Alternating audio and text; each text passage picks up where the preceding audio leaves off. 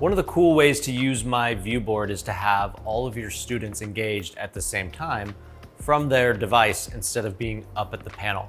We can do that using what's called the Whiteboard Portal. It's essentially a website that they can go to on their laptops or tablets and then interact with the panel. Here's how this works. We're gonna start by making sure that we're signed in to the myViewBoard software. If you don't know how to sign in, be sure to go watch our video on how to do that. Once you're signed in, you should see your name or email in the top left corner. And if you click on that, it will show this window. This is the join information, and there's two ways to join. If you're using your camera, you can scan the QR code.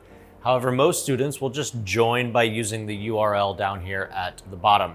Your URL is unique to you, and so it's something that they can actually bookmark if they want to reference it later. So what I'm going to have Haley do is go to this website so you can see what it looks like from a student's point of view.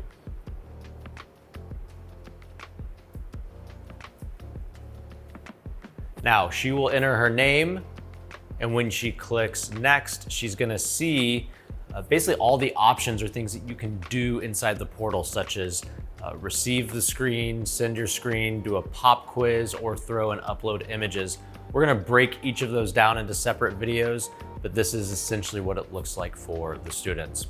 Now, quick pro tip, if you are not logged into the myViewBoard software, any student who tries to access that URL, it's gonna kick it back. It's gonna say that the host is not online.